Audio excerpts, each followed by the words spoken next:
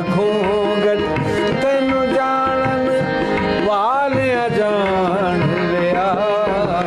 पा ना भुले ते की मेहमानी कौन मेहमान ते की मेहमानी कौन भला समझाए घर वाला घर अपने आया घर वाला घर अपने आया लोका समेज मेहमान लिया अलिफ ने मुख